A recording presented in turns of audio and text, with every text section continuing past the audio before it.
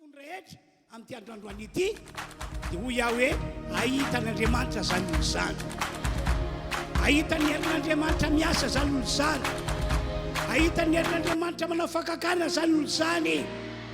Ary mielon'ny amarana nataona dia hotsapanao ane fa tena mitahy anao tokoa Andriamanitra. Ndo hivavaka isika ka metraka ny fotoam-pivavahana androany eo an-tanan'ny Tompo.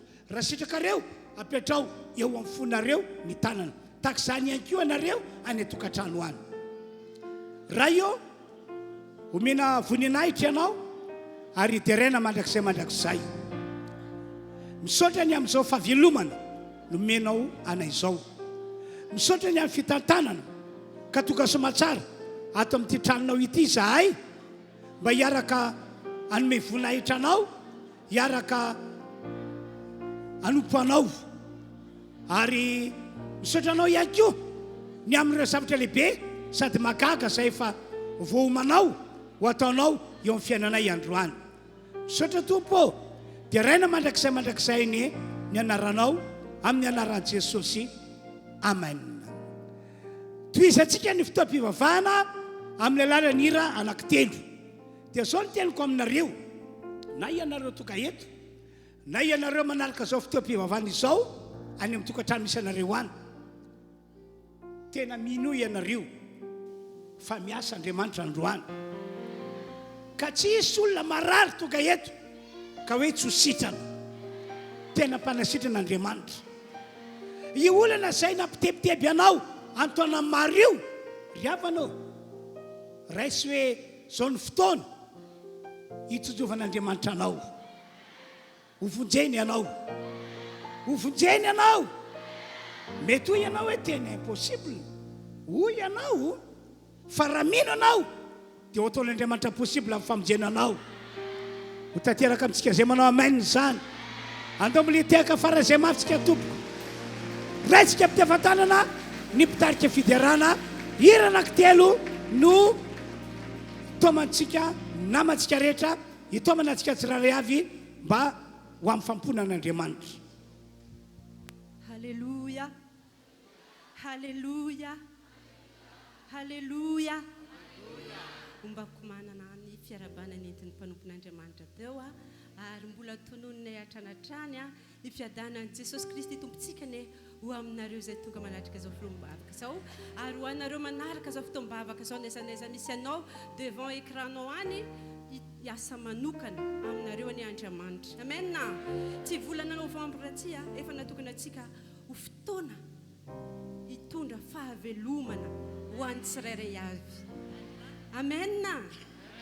Ka ninninna ny zavatra mbola hitanao hoe somary matimaty faran'androany zany. Amen. Ny tsodranina nataon'ny mpanompon'Andriamanitra inatsika dia tsy hoisy tsy ho tanteraka satria mpanompo efa nifidin'Andriamanitra hitaizantsika sy hanamarina ny tenin'Andriamanitra ho antsika ny izy. Amen. Raha faly ianao ndaotsika ary hiary hitsangana idera hiditra fiderantsika tsy ataontsika hoe hijerena namana na hijerena olo-kafa. Ninninna plasy misy ianao, ninninna ny fomba fiteninao, ninninna ny fomba fiakanjonao, ny fonao mideran'Andriamanitra no tadiavina amin'izao fotoana izao. Ny fonao mahay mankasitraka azy ary ny fonao mahay miankohoka sy manome voninahitra azy ihany tadiavina. Amen. Ka ny fiadanan'Andriamanitra ny anapaka foanafoana ao amin'ny saintsika. Amen. Ao amin'ny fontsika, naizanaiza tontolo misy atsika dia anapaka foana ny fiadanan'Andriamanitra. Amen. Ho fisaorantsika n'Andriamanitra no amin'ny fagagana sy ny fiasan'ny feno eo amin'ny fiainantsika. Ndao tsika mbola nome fisaorana azy amin'ny alalan'ny tehaka. Raha mbola misy mafimafy izany ndao tsika mbola atao. Raha mbola misy mafimafy noho izany ndao tsika hitehaka.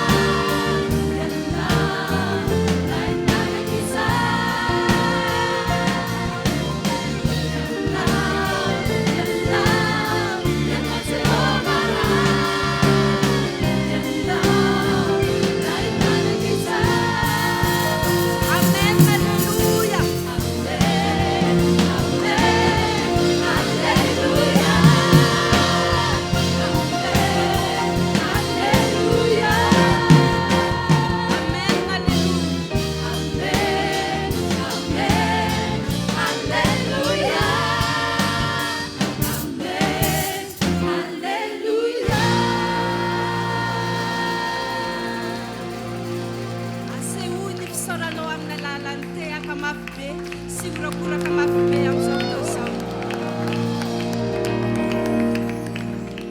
Eto ny Andriamantsika. Amen. Eto ny Andriamantsika. Hidina eto indray izy amando ny tanitsika. Tsisy alamena eto androany. Fa samby atsapa ary andray mihoatra, fitahiana mihoatra no aminao sy ny ankonanao ary fitahiana ho an'ny hafa tokoa ilay anareo. Amen. Ary ho an'ilay manaraka any amin'ny fahitalavitra dia ho tahiana tahaka ny itsika manatrika eto izany. Amen. Ndaontsika amin'izao fotoana izao mbola hanome voninahitra an'Andriamanitra amin'ny alalan'ny hira anankiray fiankofana hoe avelantsika izaka ny toerana eo amin'ny fiainantsika, eo amin'ny tontolontsika, fa indrindra ao anatin'ny fontsika mba hiorena ny fiandrianan'Andriamanitra foanafoana. Tsy ho hisy zavatra hanapaka ao anatintsika afa-tsy ny fiandrianan'Andriamanitra. Ndaontsika hoe raha mety nareo ndao hanandra-tanana tena amin'Andriamanitra hoe ahoreny ny fiandriananao tompo fa manaiky zahay, manaiky.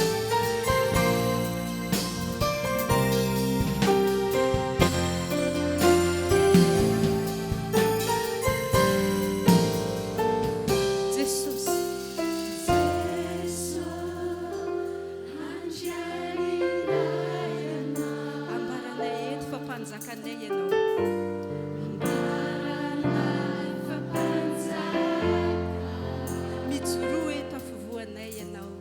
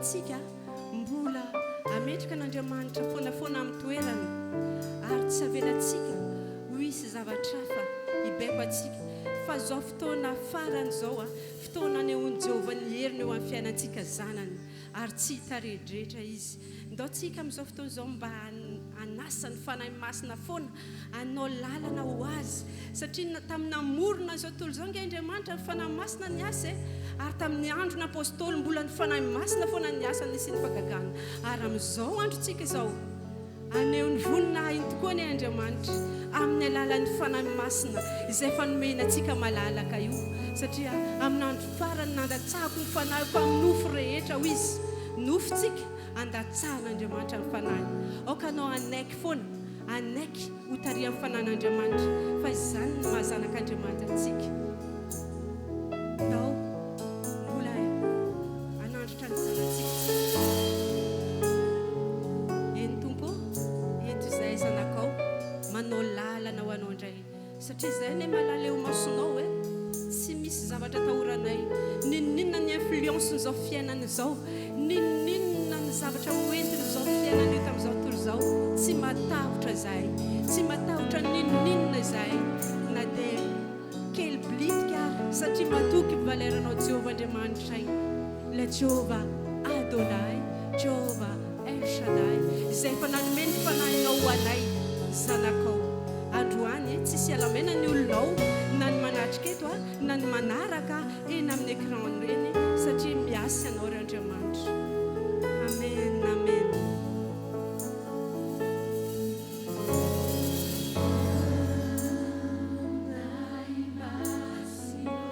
tena tiako ianao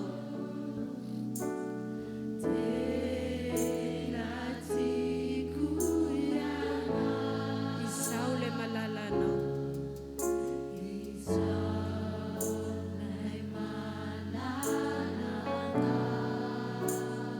manao lalana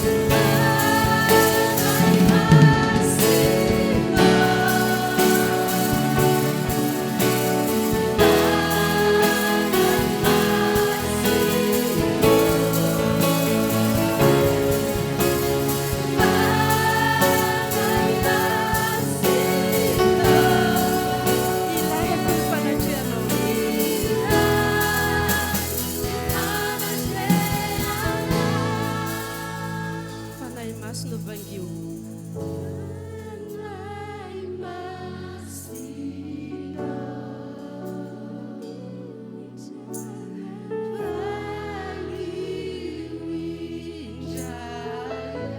Avy mameno anay tanteraka anao fanamasy.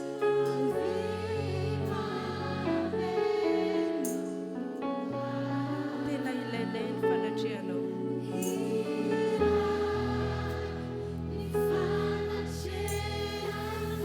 Fanahy maso no vangio indray zahay.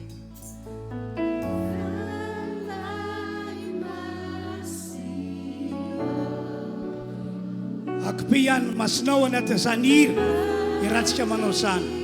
Aoka iankohoka iondrika amin'Andriamanitra ianao fa mendrika homem-boninahitra izy. Aseho fa avy ao anatin'ny fonao izany hira irahantsika rehetra manao izany.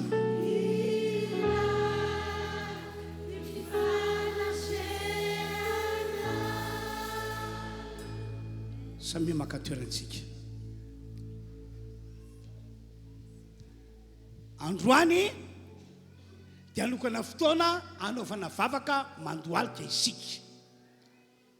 Ao anatin'ny fotoana anaovana vavaka mandohalika io dia hivavaka isika mba tena hitoetra ato anatsika ny finoana fa ny ozona sy ny fanaratsy mitondra fahafatesana izay atao hoe nanaketsantsika hatramin'izay dia tsy anakery intsony vita tipitoam-pivavana ity.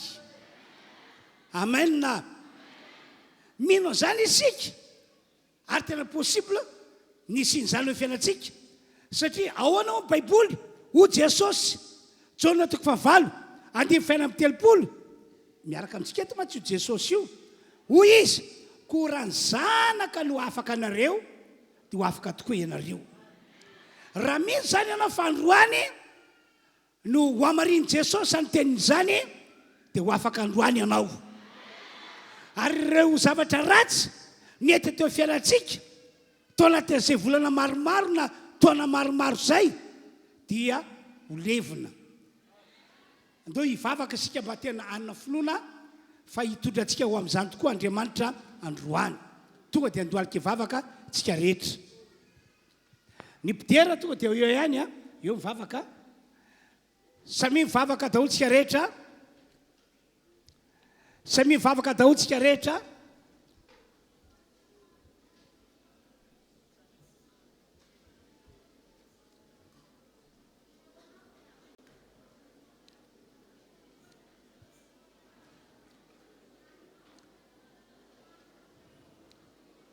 Tomboka ianareo anina finoana fa izavatra lehibe ho ataon'Andriamanitra eo amintsika rehetra androany. Ho an'ilay olona tara zany rehefa tsy misy plasy any amin'ny sisiny dia aloha tsy mbola miditra aloha amin'izay tsy voadikadika ireo namantsika mandohalika mivavaka mba tsy ho sanatria ka voadaka ny tokony na voahitsaka ny tokony. Fa raha misy plasy any amin'ny sisiny dia mahazo mipetraka eny amin'ny sisiny izy. Samy mivavaka hatrany hatrany isika.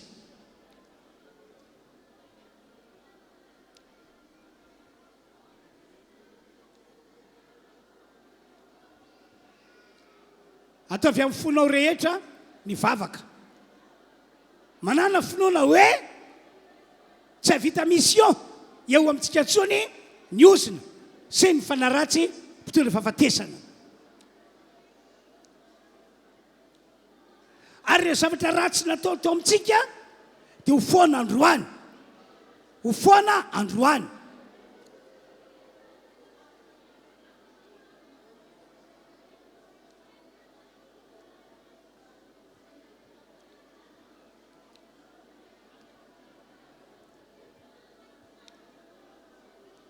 Toy izy mivavaka. Ary roay tanteraka ny fanaratsy andeha. Asa mandeha izy. Fa no Jesosy ny anarany dia tsy maintsy mandeha izy.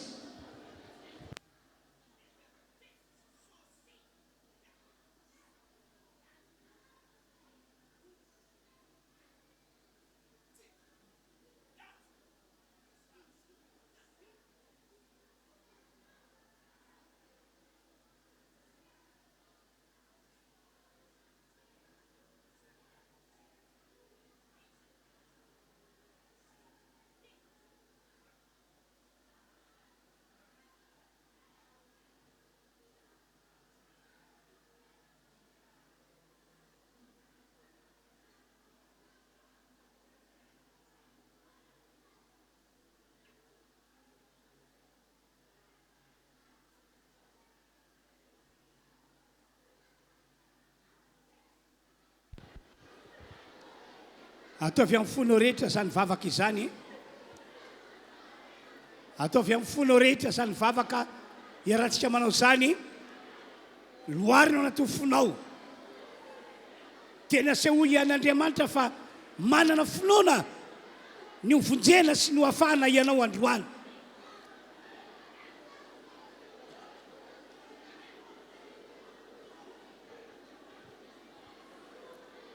Halleluja, halleluja, halleluja, halleluja. Ho anareo any atokantrano any, afaka mandoalika mivavaka ihany koa ianareo, afaka mandoalika manao vavaka ihany koa ianareo. Fahasoavana lehibe ho antsika tokoa ny fotoam-pivavahana androany.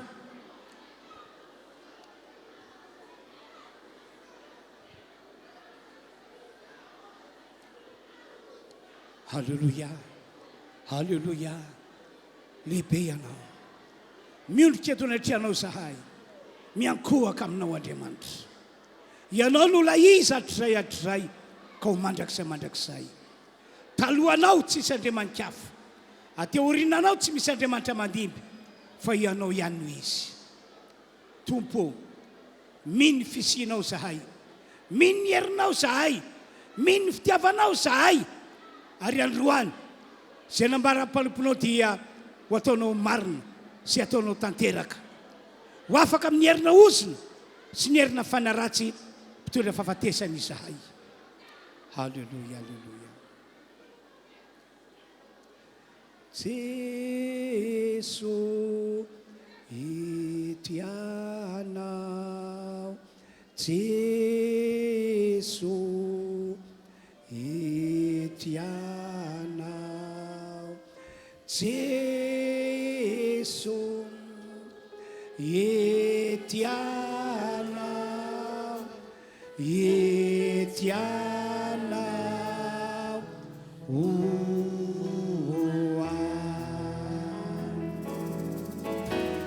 Jesu ndeto izahay,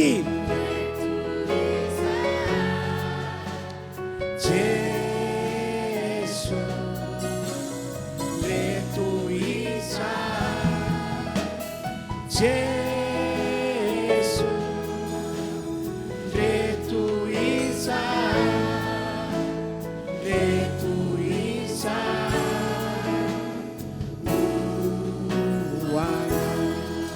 Makatoerana isika tompoko.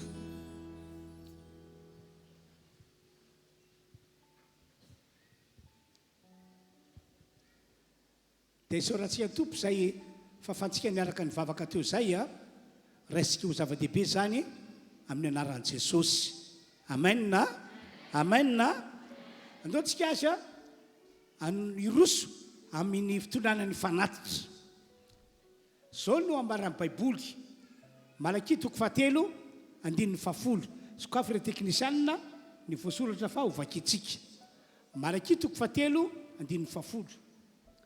Entinareo ny fahafolo-karena rehetra ho ao amin'ny trano firaketako, mba sina hanina ao an-tranoko. Ary izaho toetra amin'izany aho ho Jehova tompony maro, raha tsy voako ny varavaran'ny lanitra ho anareo, ka ampidinako fitahiana manana ampy ho anareo. Io zany ny Baiboly dia miresaka ny amin'ny atao hoe ampahafolo-karena. Ny ampahafolo-karena dia ampahafolony zay efa nitahian'Andriamanitra anao. Ohatra, nahazo vola 2 alina ianao, dia ny ampahafolon'izay arivo ariary. Ohatra, nahavokatra vary 20 gony ianao, ny ampahafolon'izay 2 gony. Ary eto Andriamanitra dia tena manentana hoe eto ny ampahafolony izay nitahiananareo mba sy ny sakafo ao an-tranoko. Dia avianareo mizaha toetra, avianareo mitsapa toetra, fa zao no ambarako aminareo hoy Andriamanitra araka io tean'io. Rehefa manao ampahafolo-karena ianareo, ho sokafaka ny varavaran'ny lanitra. Misy varavarana zany io lanitra io, ary ny ampahafolo-karena no lakile malokatra ny varavaran'ny lanitra io, anisan'ny lakle malokatra. Dia ampidinika ny fitahiana manana ampy ho anareo. Ka anatanteraka zany amin'ny finoana isika io. Aroko matoky anao, ohatra hoe nahazo 1000 ianao, ny ampafolony 100. Dia zarasa to zavatra maivany zany hoe 100 ve ny sahiranako andehanako ity alohany ity. Aloha ataoko rakitra ny ahy. Ny ampafolo-karena, ny rakitra. Tsy mitovy reo. Ka dia oka ho matoky mihitsy ianao eo amin'ny fankatoavanao ny tenin'Andriamanitra. Dia sokafindray lioka toko 9, andininy 7. Ity indray dia mikasika any amin'ny rakitra ataontsika.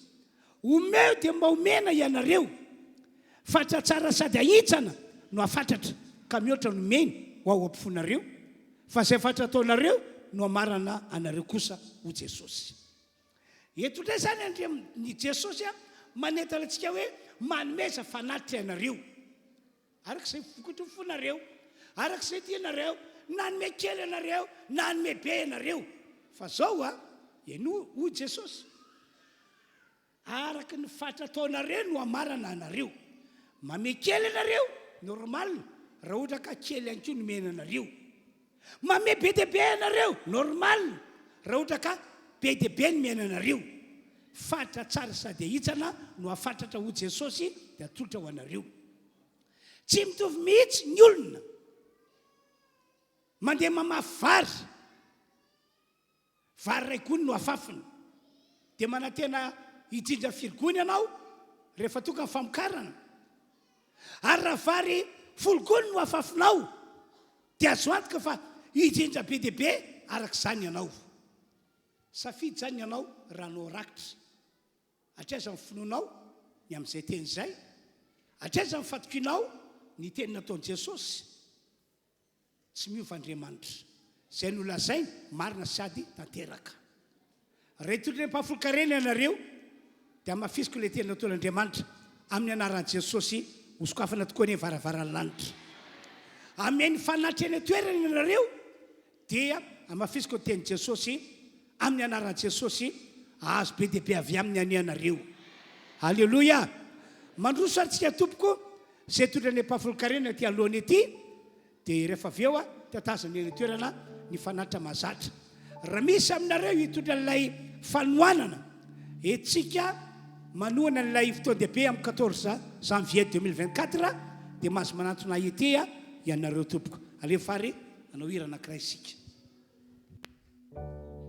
Alaontsika mbola hidiran'Andriamanitra amin'ny alalan'ny fisaorana.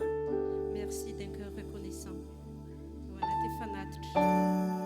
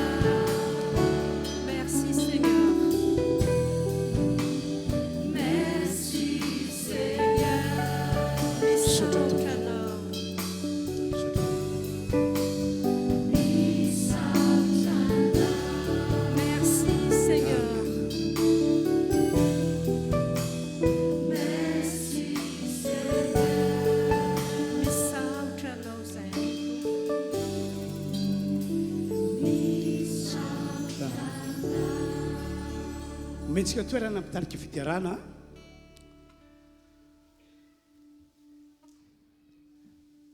Misaotra an'Andriamanitra isika fa manana ity fotoam-pivavahana androany ity.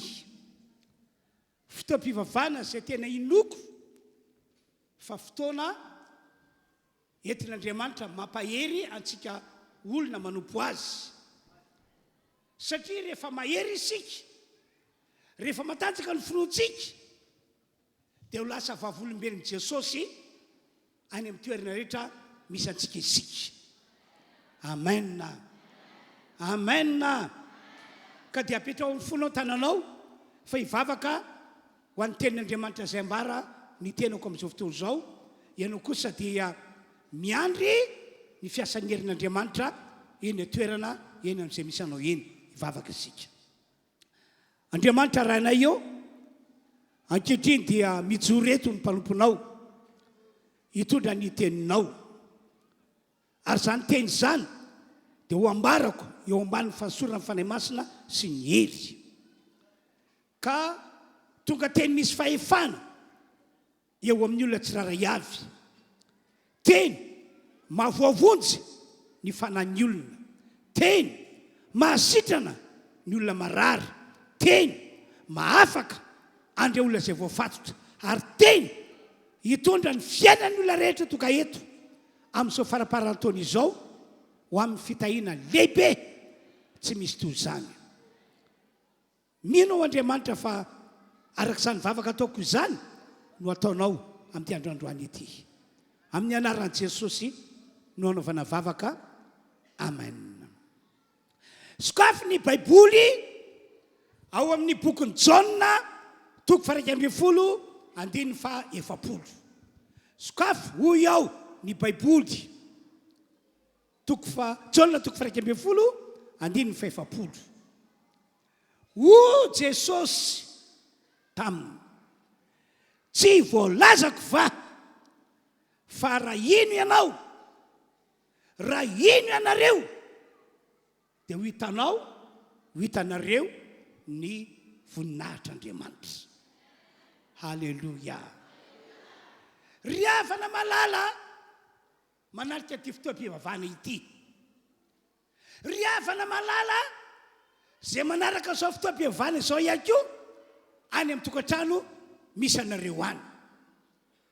Hoy aho aminareo rehetra, raha mino tokoa ianareo fa misy Andriamanitra, raha mino tokoa ianareo fa Jesosy no zanak'Andriamanitra sady mpamonjy antsika zanak'olombelona rehetra, raha mino ihany koa ianareo fa zao afatra entiko zao torotena ataoko izao dia inonareo fa tena avy amin'Andriamanitra. Raha mino an'izany rehetrarehetra izany ianareo, raha mino an'izany rehetrarehetra izany ianao manokana toka eto, ary mino amin'ny fonao manontolo mihitsy, dia zao vaovao mafaly. Ahitan'Andriamanitra miasa mikery ianareo. Efa miaraka amintsika eto mantsy io Andriamanitra io. Ary ny atoko avy any eto tsy hoe hijerijery fotsiny, na hoe tazatazana fotsiny, na hoe nakaizy ranony, na hoe nakaizy ranony, fa tonga eto izy amin'Andriamanitra azy, tonga eto izy aneo ny heriny magaga. Amen. Zay mahatonga amin'ny teny hoe raha mino an'ilay nambalako teo ianareo, raha araka ireny tokoa ny fiainanareo, dia hitan'Andriamanitra miasa mikery ianareo androany. Tsy hoe rapitso, tsy hoe amin'ny herinandro, fa androany ahitan'Andriamanitra miasa mikery ianareo. Halleluja. Halleluja. Ahitany voninahitr'Andriamanitra ihany koa, ary ho tsapanao androany, amampino anao fa tena mahagaga tokoa Andriamanitra. Amen. Ary ho tsapanao androany, amampino anao fa marina daholo ireo fijorona vavolombelona voatantara ato anatin'ity Baiboly ity. Ry havana malalo, zany tretrarehetra zany dia miankina amin'ny finoanao. amen. Ahoana ho Jesosy any amin'ny bokyny Hébreu 1:25 ahoana ho izy fa raha tsy amin'ny finoana dia tsy misy azo atao azahoana sitraka amin'Andriamanitra. Zany hoe raha tsy manana finoana zany ianao dia tsisy azon'Andriamanitra atao anao. Fa zay manatona an'Andriamanitra dia tsy maintsy mino fa misy izy sady mpamarosoa zay mazoto mitady azy. Raha zavaina misimisy kokoa ngamady izao, rehefa tsy manana finoana ny olona anankiray, enina dia efa mpino kristianina ary le olona, enina dia efa mpivavaka be azy ny ilazana le olona, dia tahaka ny tsy misy zao Andriamanitra ambarako aminao zao. Tahaka ny tsy misy satria tsy afaka miasa hoe maneho ny Andriamanitra azy eo amin'ilay olona Andriamanitra raha ohatra ka tsy hitan'Andriamanitra le olona hoe manana finoana. Ame ohatra marary zao le olona anankiray, na hoe ianao mihitsy marary, tsy ho avy anasitrana anao zany mihitsy Andriamanitra e. Raha ohatra ka hitan'Andriamanitra fa tsy manana finoana akory ianao, manana olana zao ny olona anankiray, na hoe ianao mihitsy ilay manana olana ka tonga eto, tsy ho avy amonjy anao zany mihitsy Andriamanitra raha ohatra ka tsy hitany ho manana finoana ianao. Manana zavatra maro be zao ianao, irina mba ho tanterako ny fiainanao amin'izao faraparan'ny taona dia avitsika izao. Ary satria mpino kristiany ianao, satria olon'Andriamanitra ianao, dia efa nitondra an'izany ambavaka, tena hoe nivavaka. Kanefa ahoana moa no hamalin'Andriamanitra vavaka anao? Ahoana moa no anatanteran'Andriamanitra an'izany fanirianao zany raha ohatra ka hitany ianao fa tsy manana finoana? Ny fatokavana eto tsy milaza hoe manam-pinoana ianao. Ny titra entinao hoe olon'Andriamanitra kristianina tsy milaza hoe manam-pinoana ianao. Ry havana malala, tonga manarika ity fotoana ity, tsy misy azon'Andriamanitra atao raha ohatra ka tsy manana finoana ianao. Zay ngela Hébreu io e, fa raha tsy amin'ny finoana dia tsy misy azo atao azahoana sitraka amin'Andriamanitra. Fa zay manatona an'Andriamanitra dia tsy maintsy mino fa misy izy, ary tsy maintsy mino fa mpamalisoa ho an'izay rehetra mitady azy izy. Fa rehefa eo aminao kosa ny finoana, rehefa manana finoana ianao, dia tsy takatry saina ry havana malala toka eto ny asa lehibe sady magaga ataon'Andriamanitra. Tena hoe tsy takatra saina maneritreritra, tsy takatra takarina. Satria nahoana? Satria ny zavatra impossible amintsika olombelona, rehefa ao amintsika ny finoana dia tonga possible. Ndre mandeha tonga tany amin'ny fasana nandevenana ny Lazarosy, Jesosy sy ny mpianatra ary ny olona maromaro. Dia niavan'ny maty ihany koa nanaraka an' Jesosy nakany amin'ilay fasana nandevenana any Lazarosy. Dina moa ny antodiny Jesosy ihany, ny antodiny dia ny amelona ny Lazarosy indray, anakana ny Lazarosy amin'ny maty mba ho velona indray. Dia rehefa tonga tao amin'ilay fasana Jesosy, dia moa samy manana ny andraikitra ny olona. Andriamanitra manana ny andraikiny, ny olombelona ihany koa nametrahana ny raikitra. Dia hoy Jesosy esoriny vato, tsy hoe izy no anala vato dia izy ihany koa no amelona ny Lazarosy maty, fa dia esoriny vato hoy Jesosy, esoriny ilay varavaram-pasana, fa ho velomiko Lazarosy. Dia ina ny zava-nisy? Hoy ny anabavy maty, Marta no anarana. Io anabavy maty io azo lazaina hoe olon'Andriamanitra, olon Jesosy, sakazan'i Jesosy. Fa saingy zao titra fotsiny ny maha olon'Andriamanitra azy, ny maha olon Jesosy azy, ny mahasakazan'i Jesosy azy, fa raha ny finoana dia zéro, tsy nisy tao aminy. Dia inona ny teny nataony vehivavy io tamin'ny Jesosy? Tompoko, azafady mpampianatro, efa maimbo izao, efarana izay nandevenana azy, efa maimbo izao, efa maimbo izao, ôko zao ihany, ôko zao ihany, efa ny olona ny alahelonay, efa ny olona ny alahelonay. Dia hoy Jesosy: Marta, ino ty ataonao? Firy taona isika no niaraka, efa nahita zava-mahagaga nataoko ianao, ny jaba hitan'ny masonao zao fa nahiratra, ny mona hitanao zao fa niteny, ny marena hitanao zao fa nandre. Dia inona matokanao mirorosaina, inona matokanao misalasala? Marta, tsy fa voalazako taminao fa raha ino anao dia ho hitanao voninahitr'Andriamanitra. Halleloia, halleloia. Ry havana malalo, mila manana finoana isika toka eto, fa raha tsy manana finoana ianao dia tsy hisy azon'Andriamanitra atao anao, tsy hisy mihitsy. Ny titra mampivavaka anao entinao, ny titra maha-kristiana anao entinao, fa taka tsy misy io Andriamanitra io eo amin'ny fiainanao raha ohatra ka tsy manana finoana ianao. Ny vaovao mafaly etiko anareo anefa amin'ity androany ity dia izao: te hitondranao ho amin'ny fiainana mahagaga tsy takatra saina maneritreritra io Andriamanitra ivavantsika io. Te hitondranao amin'izany izy amin'izao faraparan-taona izao. Izany hoe raha misy zavatra aminao, amintsika impossible, dia zao ny vaovao mafaly: tian'Andriamanitra atao possible izany, tian'Andriamanitra atao possible izany. Asoteka mafy be, atao mafy ny teka. Jesosy, Jesosy tia anay, momba anay, mandrakizay, sa tsy izany ve? Dia zao ihany koa, rehefa manana finoana ianao isan'andro, teny isan'andro arabaky teny, tsy lany fijoroana vavolombelona ianao noho ireo zavatra lehibe sy magaga nataon'Andriamanitra atao amin'ny fiainanao.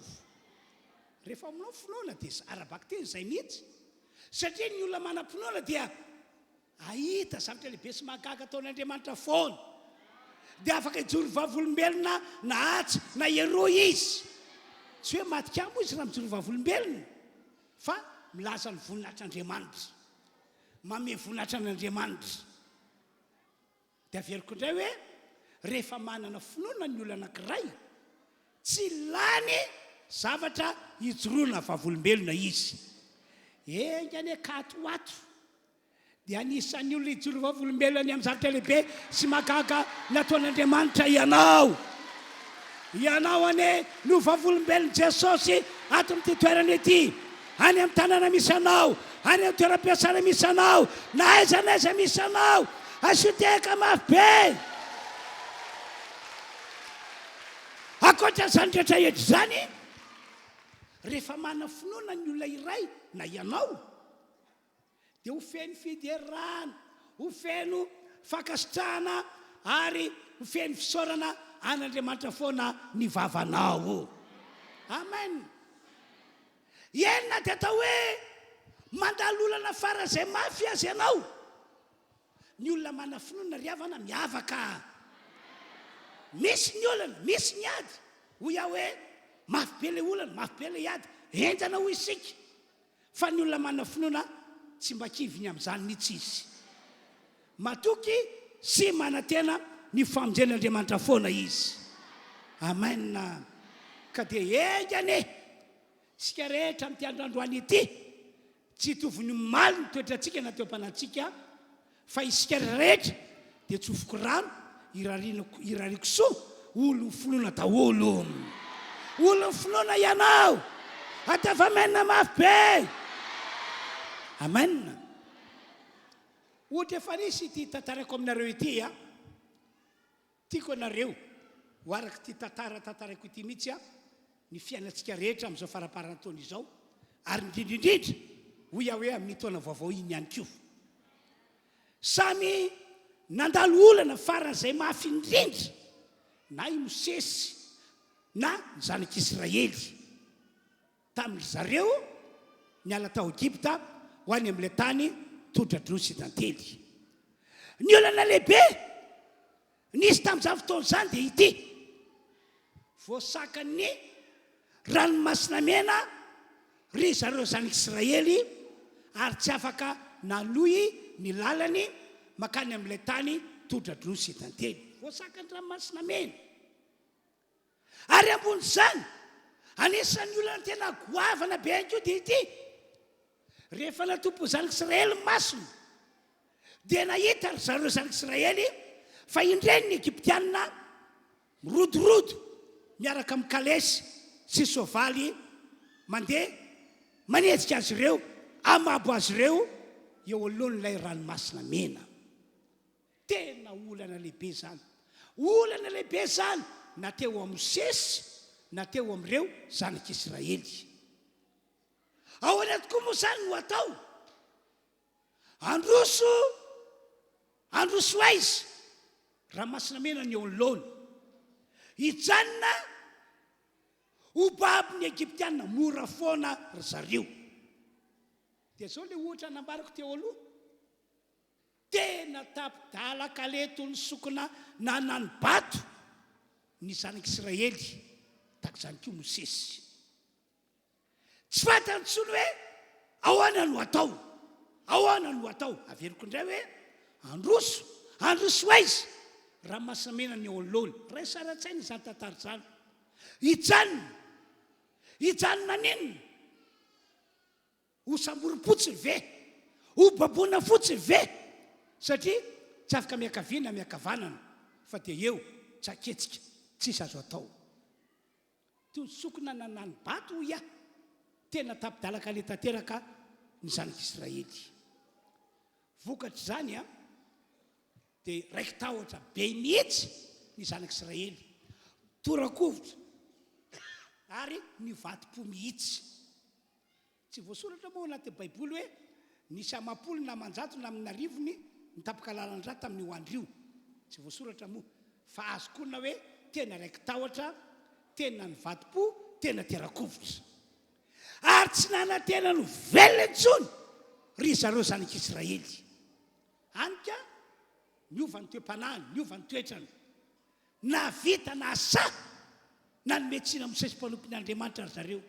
Ianao ihany Mosesy no nitarika anay hoe aty ny lalana, zao diso lalana, tokony atao alohan'ny ranomasina mena isika. Inona ny azonao atao ry Mosesy a? Mila hitorabato amin'ny Mosesy mihitsy ny olona tamin'izany fotoana izany. Fanomezana tsy ny tena ndraradraraka. Ary tsy vitan'izany fa noho zareo efa resy ny saina, dia navita nanosy tena mihitsy ry zareo. Hainao hoe nanosy tena? Ory zareo tamin'izany: aleonay manompo ny Egyptianina toy izay ho faty aty an'efitra. Zay le osina notonono ny vavan'izy ireo ho an'ny tenany.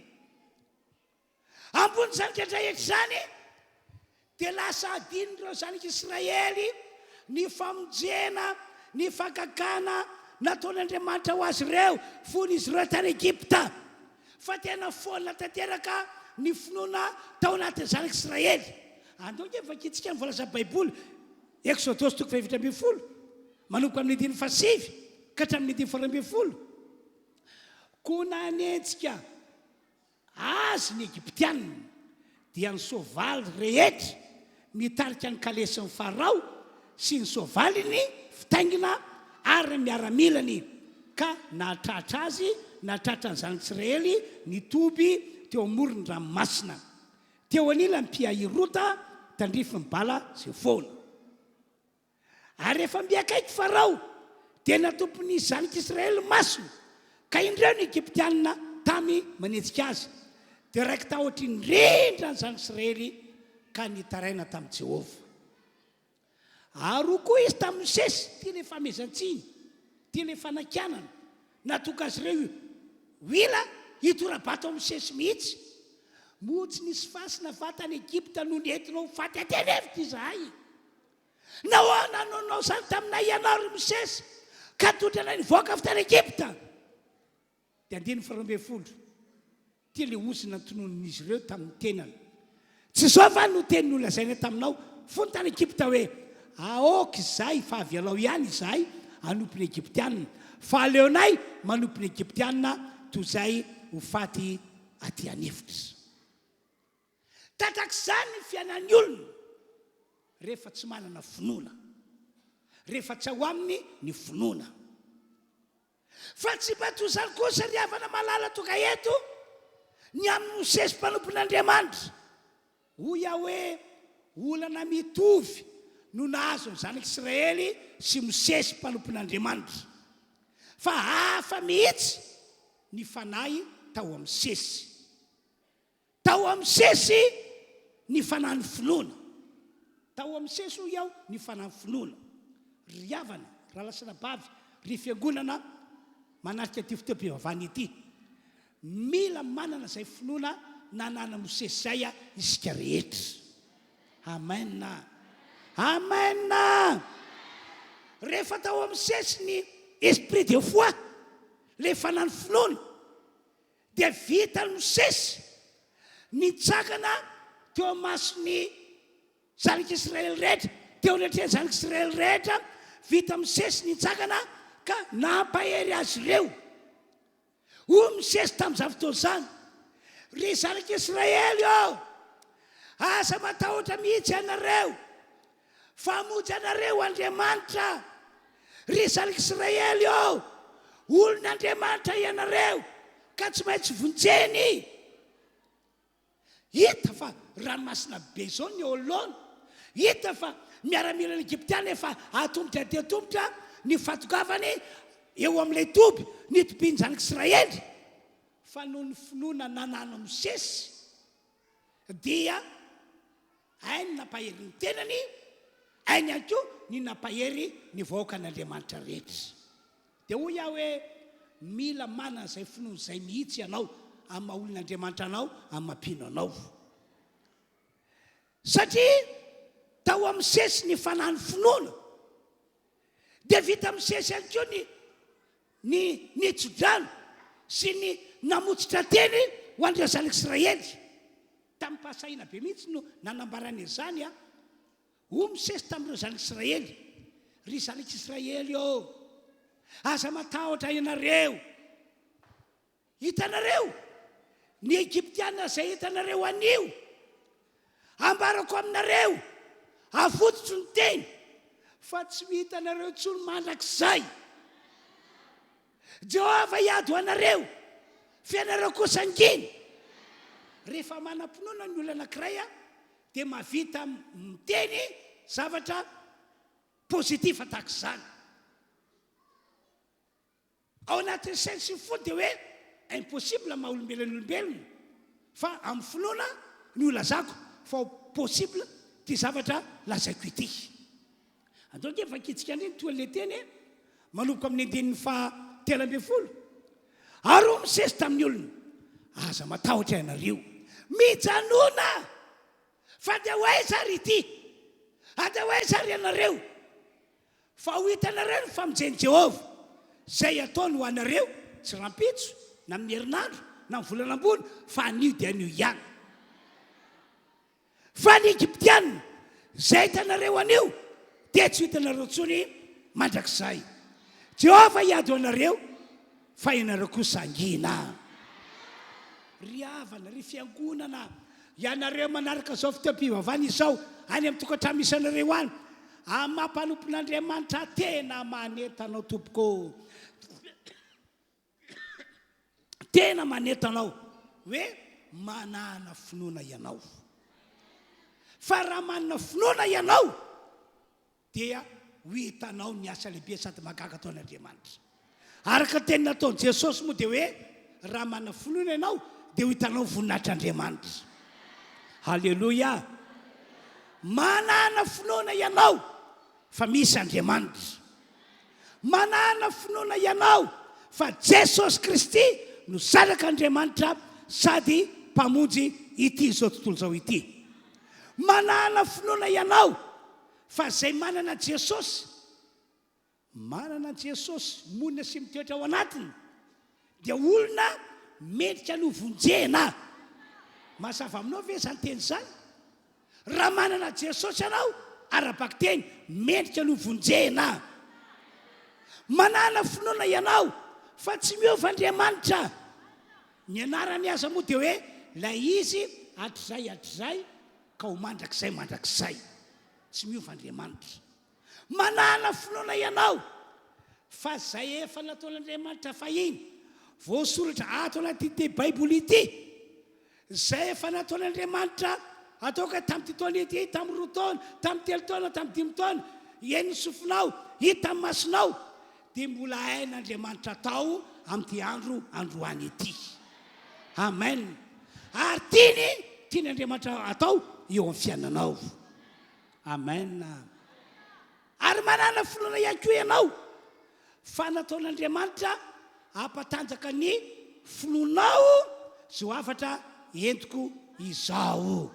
Dao mbola hiteka ho an'Andriamanitra hatrany hatrany isika. Manana finoana ihany koa ianao fa tena tianao Andriamanitra. Ny devoly nge mpiapange ianao koa ve mba tia? Ianao ary vao tamin'ny maraina niady tamin'ny vadinao, ianao ve mba tia?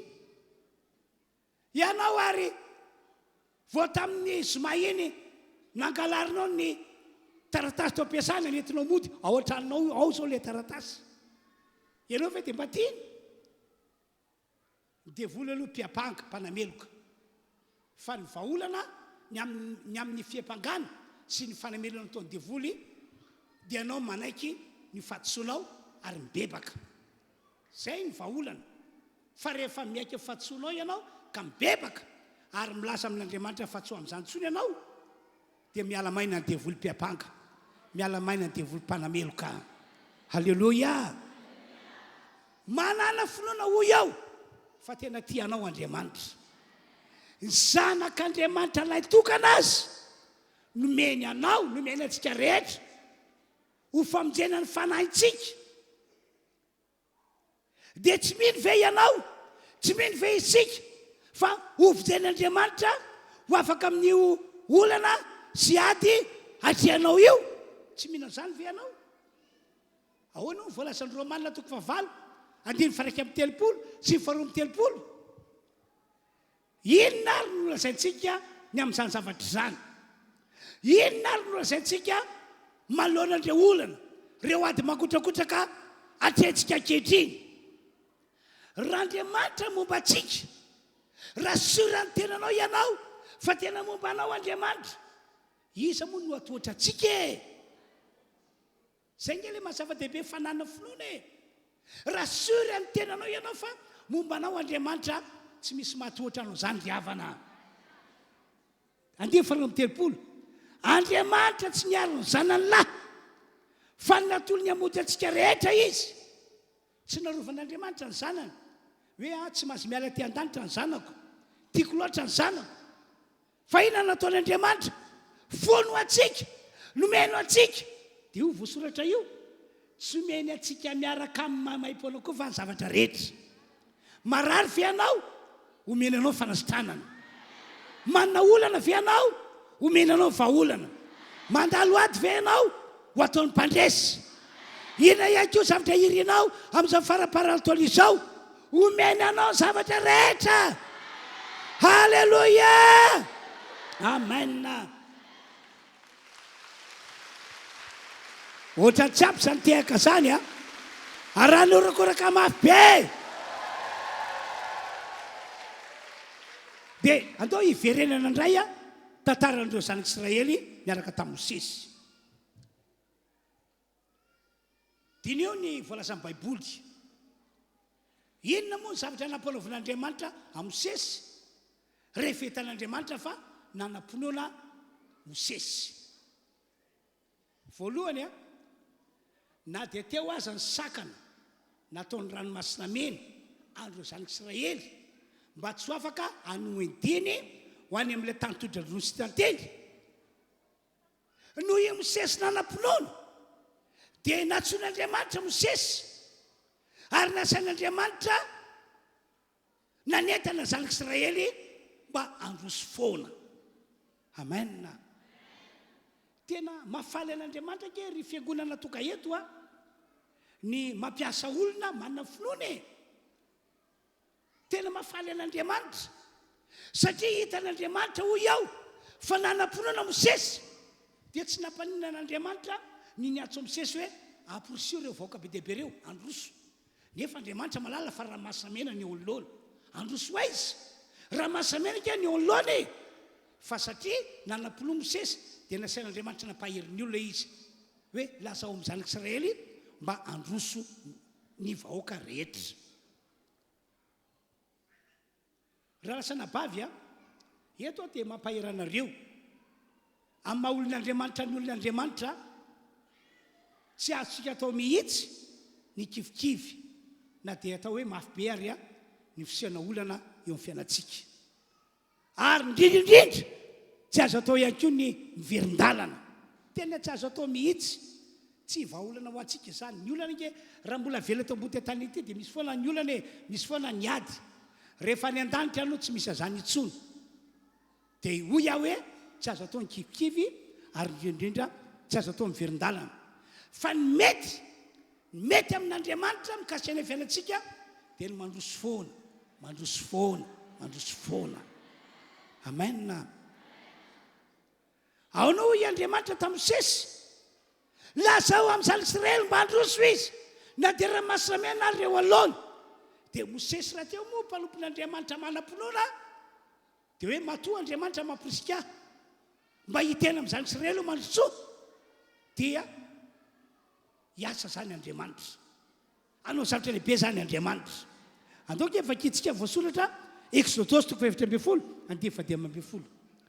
Areo Jehovah tamin'ny Mosesy nahoana mitaraina amiko ianao. Tena surprise tamin'ny Mosesy ty teny ity lasa ao amin'ny zanak'Israely mba handroso izy. Lasa ao amin'ny zanak'Israely mba handroso izy. Dia nanentana ary Mosesy ry zanak'Israely mandroso ianareo, mandroso ianareo, zako no mitarika anareo, andao androso, andao androso. Ry fiangonanao tsy maintsy mandroso foana ianao na dia faran'izay mafy be ary ny olana sy ny ady. Araka ilay nambariko tery aloha tsy azo atao mihitsy ny miemotra na ny miverin-dalana. Tsy maintsy mandroso foana ihany koa ianao satria nahoana? Satria efa fantatr'Andriamanitra ke ny tokony atao e. Matoa izy mampirisika ny zanak'Israely hoe asa mandroso ny olona dia satria efa fantatr'Andriamanitra ny tokony ataony. Amen. Ka hoy aho hoe mila manana finoana isika. Alleluia. Faharoa, satria efa hitan'Andriamanitra fa tao amin'ny Mosesy tokoa ny finoana. Dia ina hoy ianao no nataon'Andriamanitra? Nomen'Andriamanitra baiko Mosesy. Nomen'Andriamanitra baiko Mosesy. Hoy izy tamin'izany ry Mosesy mpanompoko. Ry Mosesy mpanompoko, alaifo ny tianao, ento ny tianao, ka dia mandehana ianao makeny amin'ny ranomasina dia saro roa io rano io mba hisaraka roa avy sy havanana. Averiko indray ilay teko ty ary aloha hoe tena mahafaly an'Andriamanitra ry havana amin'ny malala ny mampiasa olona manana finoana. Rehefa hitan'Andriamanitra fa nanana finoana Mosesy dia izay nambarako izao hoe mena baiko izy saro roa ny rano. Mosesy ake ry havana malalaka olombelona toy ny olombelona rehetra e. Tena olombelona tahaka antsika izao. Kanefa no finoana atao anatiny, no le finoana hitan'Andriamanitra fa nana Mosesy dia tsy salasala mihitsy Andriamanitra na me baiko azy hoe sarao roa io rano io. Mosesy io dia tsandaniny dia tsy nirorosaina ny salasala fa matoa asain'Andriamanitra sarako roa io rano io dia vitako zany manasaraka an'io rano io. Vitako. Tsaroko tokoa ndray mandeha ty tantara ity. Rehefa avy nanoasin'Andriamanitra Jesosy sy ireo mpianatra dia nandalo tao amin'ny tanàna anankiray zareo.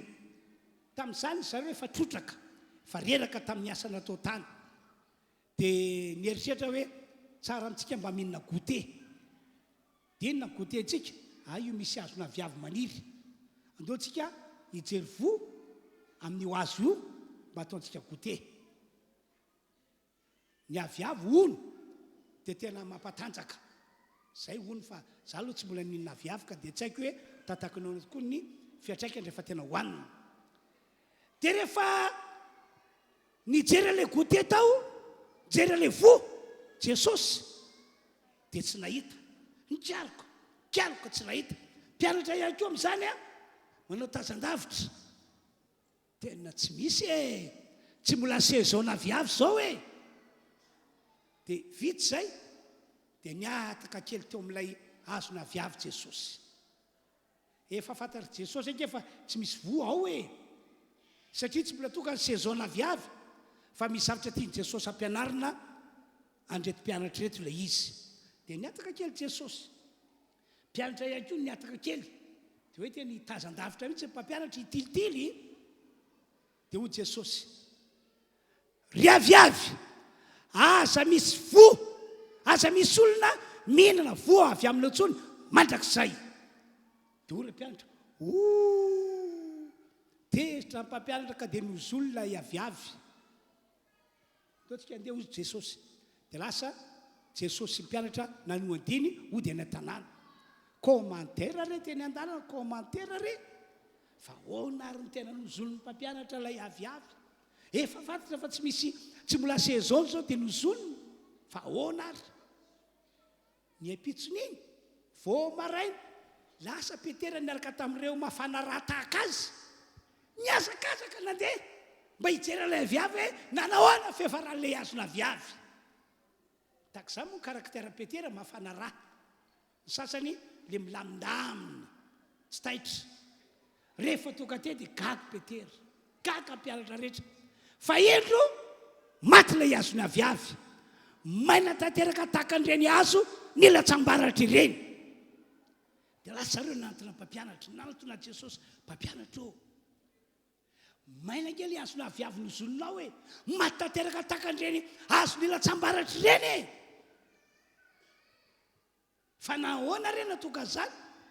Dia hoy Jesosy tamin'ireo mpianatra, zay ilay zavatra tiana pitaina. Zao no teniko aminareo ry mpianatra. Raha manam-pinoana ianareo dia tsy izao natao tamin'ny aviavy zao ihany no vitanareo.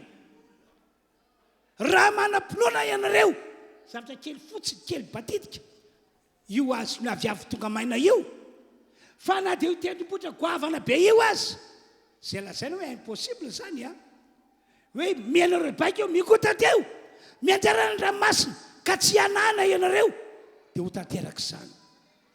Ry havanao, hafa mihitsy zany fiainan'ny olona manam-pinoana mafana an'Andriamanitra ny mampiasa olona manam-pinoana. Halleluia, amen. Ianao zao raha manam-pinoana fa raha mivavaka marary ao dia ho sitrana ny marary, dia mafana an'Andriamanitra nampiasa anao ataony mifanena amin'ny olona marary foana ianao mba hahafahanao mivavaka an'ilay marary dia mba ho sitrana ilay marary. Halleluia, halleluia, amen. Tsisy zava-magaga tsy hain'Andriamanitra atao ry havana. Mila manana finoana ianao. Andao hiteka mafy an'Andriamanitra isika. Dia averiko indray fa olombelona toy ny olombelona rehetra ihany misesy, kanefa no finoana nananany hitan'Andriamanitra avy any an-danitra dia nasain'Andriamanitra no sarahany misesy roa le ranomasina mena. Ary tena saraka roa tokoa le ranomasina mena rehefa nanohetsika misesy. Satria nahoana? Satria Andriamanitra momba an'ireo olona zay manana finoana. Hoy Andriamanitra tamin'ny Mosesy, ry Mosesy eo, eto ny teanao, alaivo le teanao ka sarao roa ny ranomasina. Ka rehefa nataon'ny Mosesy zany dia nisaraka roa tokoa ny ranomasina mena. Dia eto aza dia mahasamy teny amintsika rehetra hoe tena marina be mihitsy ny teny nataon'i Jesosy ilay novakena ty ary aloha Jaona 1:20 manao hoe tsy voalazako fa raha ino anao dia ho hitanao ny voninahitr'Andriamanitra. Amen. Halleloia. Halleloia. Avelo inona tokoa moa ny zavatra nitranga tamin'izany e. Mbola tiako mafisina amintsika ilay izy na dia efa fantatsika azy na dia efa namarana tamintsika azy. Tonga teo amin'ny fasana Jesosy hoy ao satria tapa-kevitra fanangana Lazarosy tamin'ny maty dia nasainy esorina vato dia ny anabavy maty noho ny tsy valana hoe efa maimbo izay efa trandro izay nandevenana azy impossible. Dia nitsoika tany amin'ny Marta ilay anabavy maty Jesosy. Marta, firy taona no niarahantsika tsy mbola fantatrao foana ve izao hatramin'izao? Tsy voalazako fa raha ino anao dia ho hitanao ny voninahitr'Andriamanitra. Dia nesorina ilay vato dia hoy Jesosy tamin'ny Lazarosy ilay maty tao am-pasana, ry Lazarosy, mivoatao ianao. Vitsy teny izay voaka tany ilay olona maty, ary tsy olona maty no voaka fa olona velona. Rehefa nesorina ny tady, ny fepaty, lapapaty dia indro fa olona velona, salama saina, salama vatana, salama fanahy no hitan'ny olona rehetra. Dao hiteka mahafan'Andriamanitra isika. Mila manana finoana isika e. Amen. Androany moa no hamarana antsika an'ity délivrance goavana be ity. Noho izany manana finoana ianao androany. Fa hifarana androany ihany koa ny mission iosina sy ny mission fanaratsy mitondra fahafatesana izay nanjaka teo amin'ny fiainanao. Ary ho avoakan'Andriamanitra ho mpandresy ianao amin'ity taona ity. Halleloia. Amen. Raha mino anareo dia amin'ny alalan'ny vavaka izay ataoko anareo rehefa avy eo dia hitsatra tanteraka ny mission ozina sy fanaratsy mitondra fahafatesana. Ka manomboka androany fa velomana indray no midomina ny fiainanareo. Araka nambarako teo hivoaka hiaina fandresena mihezinezy ny ianareo amin'ity taona ity. Amarana taona ombam-pitahina ianareo amin'ity taona ity. Andray taona vaovao miaraka amin'ny fahasoavana be ianareo. Ho tanteraka amin'izay manao amen mahabe izany. Halleloia. Amen. Tsy haiko aloha ianareo fa taka tena mahafinaritra be mihitsy ny fiainana manompo an'Andriamanitra. Indrindra fa ilay fiainana miaraka amin'ilay finoana. Halleloia. Halleloia. Halleloia. Ny riko dia mba ho tahaka izany daholo tsika rehetra toka eto. Ho kristianina manam-pinoana dia ahita voninahitr'Andriamanitra. Ahita voninahitr'Andriamanitra. Tanteraka aminareo izay manao amen mahabe izany. Halleloia. Tory vavolombelona aminareo zao vao tamin'ity herinandro ity faraparan'ny herinandro dia misy raika tamin'ireo groupe de louange ireo mpiderareo narary vonintazo. Dia izy miantso ao telefona tena henoko hoe mitaraina. Henoko hoe tena mijaly izy no ilay herin'ny tazo teo aminy. Ifavao a pastera fa marary ny tazo. Dia rehefa teny an'izay izy tonga dia tsaroko ny tantarany rafozam-bavan'i Petera. Dia hoy aho hoe ilay tazo nahazo ny rafozam-bavan'i Petera zany no mahazo ny oranabavy io. Dia andao hivavako anao fa ho sitrana zao dia zao ianao. Satria ilay rafozam-bavan'i Petera tokoa teonao ihany dia sitrana rehefa notenen'i Jesosy ilay tazo. Teonao ihany. Dia izay natonga nivavaka ho azy dia zao no teniko. Mandidy anao ry tazo izay namely ny rafozam-bavan'i Petera mba hiala amin'ny oranabavy io amin'ny anaran'i Jesosy, zao dia zao ihany. Sy tsanina amin'ny anaran'i Jesosy vehivavy io, zao dia zao ihany. Tsy hoe rapitso na amin'ny herinandro na amin'ny volanam-bony fa zao dia zao ihany. Dia vita ny amen dia nisaraka izahay. Dia gama tsy afaka ranitra sa tsy ampy ranitra kory niantso telefona andray izy pastera misaotra Andriamanitra fa vao vita le vavaka tonga dia niala tamiko ny tazo tonga dia sitranao asoteka mafy be Jesosy tianay mombanay mandrakizay sa tsy zany ve alleloia ho anareo se toka eto kamarady asa miandry fotoana rariva na fotoana amin'ny herinandro vao ho sitrana fa mino fa ho sitranao zay marary amen amen ho anareo zay mana olana mitovy amin'izany ihany koa tsisy tsy hain'Andriamanitra atao riavana ina ihany koa zavatra irinao amin'Andriamanitra amin'ity faraparan-taona ity ho tanteraka aminao zany e raha manam-pinoana dia ho tanteraka aminao zany alleloia ndre mandeha nisy vehivavy zay tonga atao miborako tsy haiko na manaliketo izy zao na tsy fa i vehivavy io a niditra hôpitaly satria bevoka ka natoka azy niditra hôpitaly vaky ranon-doha alon'ilay fotoana iterahany le ramatoa raha tsy diso 5 volana kibony tamin'izany vaky ranon-doha dia niditra hôpitaly dia nitsaboana dokotera tsy maintsy mitsabo mame fanafody fa asa herinandro mahery izy tao amin'ny hôpitaly dia tena verevitra ny dokotera impossible dia ndresaka tamin'le madama kely pino ato izy le marary zany zao izy izy a tsisy hevitra tsony efa niezaka zahay mitazo an'io zaza io fa impossible ritra ny rano maina zany le zava-kibo io zany dia tsy mbola mivadika zava-doza alao esorintsika io zaza io za aloko tsy esoriko no azavain'le dokotera mihitsy ny marina hoe ritra angeny rano hoe tsy zaza atao intsony e possible hoe ho faty le zaza ao anaty kibo ary na niainy dehibe azy ho faty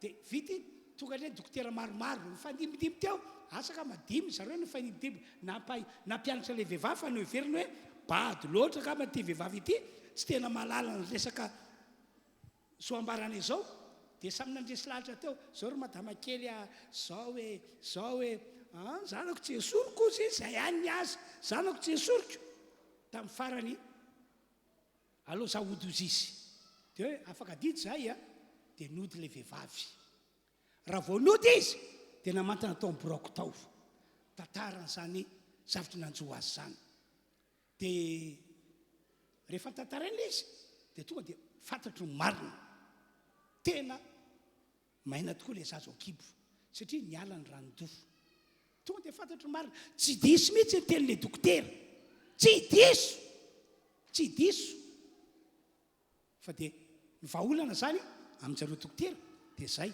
tsy maintsy asorona io zaza io isoroana fahafatesan'le zaza sy ny andehiben'ilay vehivavy dia za moa rehefa eniko ny tantarana dia za ozy nakaty aminao pastera fa mino fa tsy maninona zany zanaka io misy ohatrandray ve mino anao dia nivavaka ho azy nametra tana tamina dia nitsodrano ho azy dia lasa izy mivoaka dia nandrasako herinandro tsy naheny filazana hoe maty le ramatoa nirasako iray volana tsy naheny filazana hoe maty le pino teraka sa mahatsara le ramatoa avy eo nety atao miboroko le zaza ty le zanako pastera halleloia raha manam-pinoana ianao dia ho hitanao voninahitr'Andriamanitra dia vera fa toka fotoana fitsofandrano zaza dia io zaza io mihitsy no niraisiko voalohany nametrako tanana nitsofoko rano natolotra ho an'ny tompo resy lahatra hoe tsisy tsy hain'Andriamanitra tao amin'ny anaran'i Jesosy enganeka ho lehilahy sy vehivavy manam-pinoana dia fiangonana ity ary zay mino dia hita voninahitr'Andriamanitra zay nataony Andriamanitra tamin'ny Mosesy sy ireo zanak'Israely ho ataony Andriamanitra amintsika amin'ity taona ity ho tanteran'Andriamanitra amintsika amin'ity taona ity andao hiteka fara zay mafy be isika iorakoraka fara zay mafy Jesosy tianay, mombanay, mandrakizay, sa tsy zany ve, sa tsy zany ve. Halleloia. Ny voninahitra ny ho an'Andriamanitra ireriana. Halleloia. Andaontsika amin'izao fotoana izao ary vavaka. Ny tombavaka ao dia vavaka zay tena mangataka ny fanahy masina mba hiaso aminao, mba anisan'ireo olona manam-pinoana be mihitsy anao, ka tsisy zavatra atahoranao tsony manomboka izao, na dia olana faran'izay goavana be azy, fa ny fantatrao dia hoe momba Andriamanitra tsy maintsy voaka mpandresy aho, momba Andriamanitra tsy maintsy tafita aho, momba Andriamanitra tsy maintsy voatay aho. Eo pepetrana ihany a hivavakatsika rehetra, vavakatsika rehetra dia hivavaka fotsika rehetrarehetra mihitsy isika. Ao anatin'izany tapoly osiny roa lefa ny aratsy za mivavaka izy.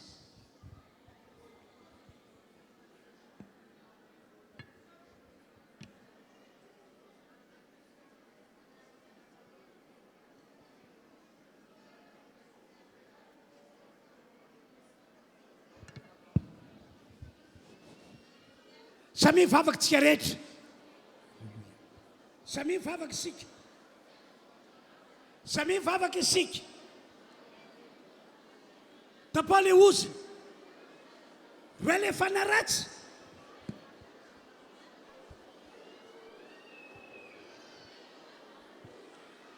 tapoly ozy roa lefa ny aratsy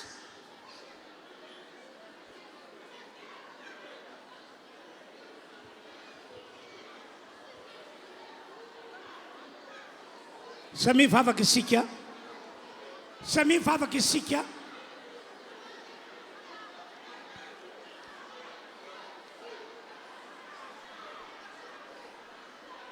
Amindra fo aminareo rehetra ny Andriamanitra androany,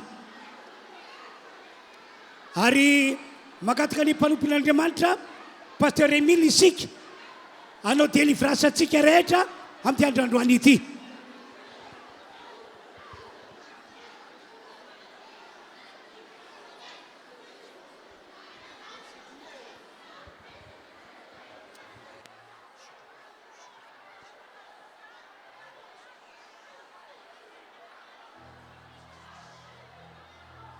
Sika angina fotoana fohy a, angina fotoana fohy isika. Tiako raha tena miditra ao anatin'ny fifantoana tanteraka ianao zao. Sainy fa raha sy ady ianao dia ny fahavalo ny mandresy. Fa raha tena voninky ady ianao dia hampandresy anao Andriamanitra. Fotoana ity hidina ny herin'Andriamanitra hanampy anao, hanongotra ny herin'ny fahavalo eo anatrehanao. Sapako eto fa misy olona mangovotra eto satria mioriori le fanahy ratsy aleo aminy, hampandresanao Andriamanitra. Akipizano ny mason'ny nofinao, sainy fa hampandresanao Andriamanitra zao. Ny anaran'i Jesosy le anarana magaga, ilay anarana mahery, izy no ampiasaina hitondra fandresena ho anao. Aza matahotra raha misy mofo mafahafa.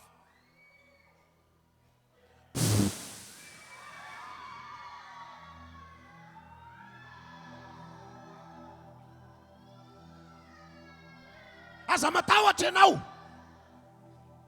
andao ampiasaina ny anaran'i Jesosy. Ararotra zao fotoana izao, samy mandroaka izao. Tonono ny anaran'i Jesosy, amin'ny anaran'i Jesosy fohanako ny herin'ny fahavalo. Lasa mandery fanafahafatesana, lasa mandery fanahafapitehana, lasa mandery fanahafapitehana, lasa mandery fanafahafatesana. Hey, tadilalana, mivoaka, miala, miala, mantenao, restuska, restuska, miala ao anatiny ao, miala ao anatiny ao, miala ry fanahy mitondra aretina, miala ry fanahy mitondra aretina. Lase, hoento ny entanao, mangoron'entana izao. Las, las, las, las, lase, lasa, restuska ry fanahy ny tromba, restuska ry fanahy voahiraka, mandena ho aingana. Rese, potehako ny herin'ny fahavalo, Poteko ny herin'ny fahavalo. Mandeha aho. Niongotra. Res.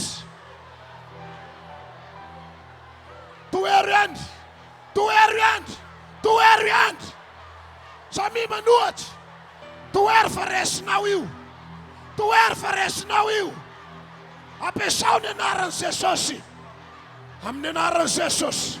Zay rehetra voatonona eto mitadilalana mivoaka izao. Tadilalana miala izao. Resy ry fanaratsy.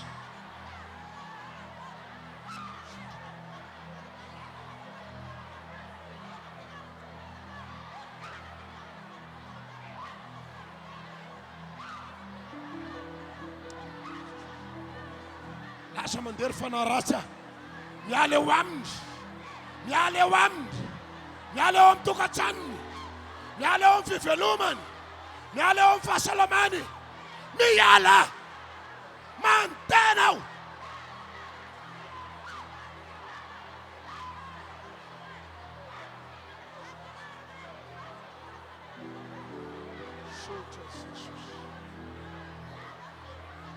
Foana ny herin'ny fahavalo. Foana ny herin'ny fanahy maloto. Resy ny fanahy fahafatesana. Ny anaran'i Jesosy. Andao sika angina fotoana fohy indray izao. Andao sika angina akipizy ihany ny mason'ny nofinao. Misy karazana manifesta na fomba fiadin'le rasy, fomba fiesikesehan'le fanahy rasy. Ohatrany hoe zavatra tsy misy dikany nefa ampisehoan'le devoly fa misy izy. Tiako hisangana reto olona voatoniko reto. Tia mihinana briky ianao nefa olona sy bevoka. Tia mihinana charbon natao ampirehetanafo fa sy natao hohanina nefa dia tianao misy ny misakosako azy misangana eo amin'ny toerana misy ianao ianao. Tia mihinana varimata. Ny varimata tompoka andrahoana voazo hohanina misangana eo. Fa fanahy fahafatesany regny mahazo anao regny. Tia ny devoly iseho miariary amin'ny fiainanao. Fa izy no mibaiko. Androany eto ny herin'Andriamanitra. Ahita fa gagany regny olona misangana regny. Zavatra tsy fihinana dia fantatrao fa tsy fihinana. Nefa dia tianao misy mihinana azy misangana eo. Angatako regny olona regny ezakazaka vetivety manantony eto. Miala amin'ny toerana misy anao dia avy manantony eto. Ampandresanareo Andriamanitra. Fitaopanafahana ity.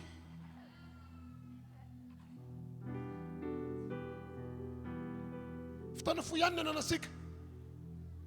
Ho anao zay zapanao fa tia mihinana an'izay zavatra nitononiko teo. Zay avy eto. Anafaka anao Andriamanitra. Sy natao fihinana ny charbon. Sy natao fihinana ny briky. Ny olona bevoka aza efa tsy fidiny. Fa maninona nataony devoly mihinana an'izany ianao? Hamonjy anao Andriamanitra. Akipizy ny mason'ny nofo. Sika mipetraka. Mbola eto ny herin'Andriamanitra hiasa mikery. Raha eo misaotra noho ny amin'ireto olona ireto. Fantako Andriamanitra fa sy mandeha ho azy zany teny zany. Fa misy antony. Manao an'izay ho afa ny fanahy ratsy amin'ny tehany. Nefa eto ny fahavelomany. Amin'ny anaran'i Jesosy. Aza matahotra fa eto ny fanahy masina. Omeo sehatra izy hiasa amin'ny fiainanao. Omeo sehatra izy hiasa. Hey! Lasa mandeha ny fanahy ratsy. Alefa! Mandeha! Miala! Potero! Niongotra! Ny fanahy famisafiana. Lasa! Mai! Foanako! Minaran'i Jesosy. Miasa mahery eto ny fanan'Andriamanitra. Hamonjy anao izy androany. Anafaka anao izy androany. Ho asika eny amin'ny fitoerana eny apetrao amin'ny fonao ny tananao. Asika teny koa mametraka an'izany. Apetrao amin'ny fonao ny tananao fa misy hery ny tananao iny. Hiditra sehatra amin'ny adinao Andriamanitra. Hiditra sehatra amin'ny fiainanao Andriamanitra. Lasa mandeha fanahy rasy rehetra. Dia tiako amin'ny anaran'i Jesosy. Mai! miala eto ny fanananakany ny anjarasarany dia tiako amin'ny anarany Jesosy manao anjara fahefaneto makasitraka tompo dao sika ivavaka hisaotra an'Andriamanitra any amin'ny fanafahana izay nataony saotra tompo satria manafaka anay ianao mamonjy anay ianao Andriamanitra saotra Jesosy miteranao Andriamanitra faleibe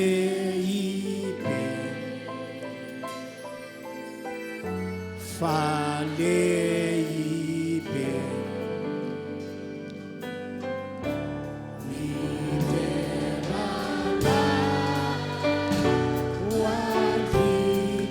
Andriamanitra falehibe ianao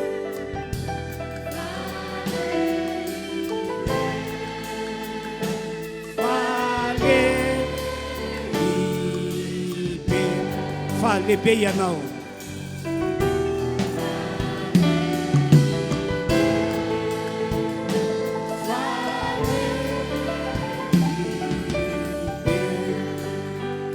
lehibe famindraponao amin'reto olona reto voavonjy afaka tamin'ny herina fanaratsy sy ny herina ozina nanakejazy izy misaotra tompo amen maka toerantsika rehetra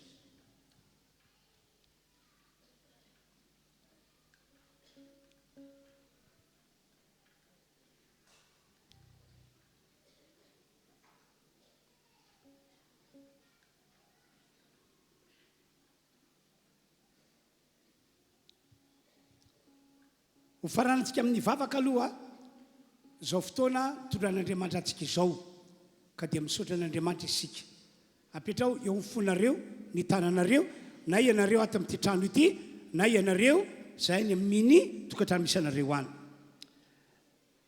misaotra sy makasitraka ary manome voninahitra anao zahay ry tompandriamanitra ay fa vita somatsara ny fotoam-pivavahana zay tondranao anay tamin'ity androany ity misaotra ny amin'ny herinao zay nanapaka teto misaotra ny amin'ny asa lehibe sy mahagaga nataonao ka nataonao ny tombo finoana izahay satria tianao anehoanao ny Andriamanitra anao ny fiainanay tompo ka dia misaotra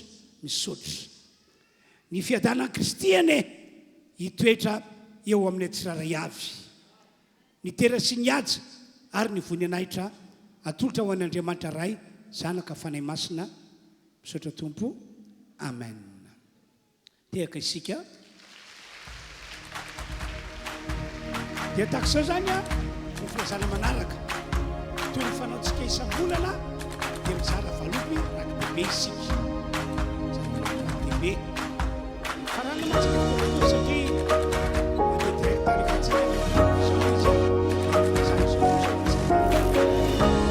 zara valopy rakidehibe tsika kaza la eri-pianakaviny le pianakaviny aloha medehibe mizara amizay tonga da misy valo mizara le valopy iny valopy io zany mizaraina dia amin'ny herin'ny androany a ho averitsika fanaonantsika ny asan'Andriamanitra amin'ny herin'ny androany ho averitsika izy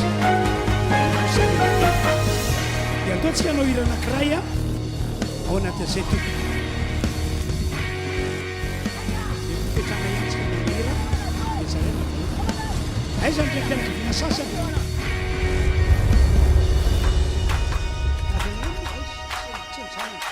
Dimpenakiri mizara valopy zara valopy tsika ka dadany valosoa zay ny azako azy zay ko zara valopy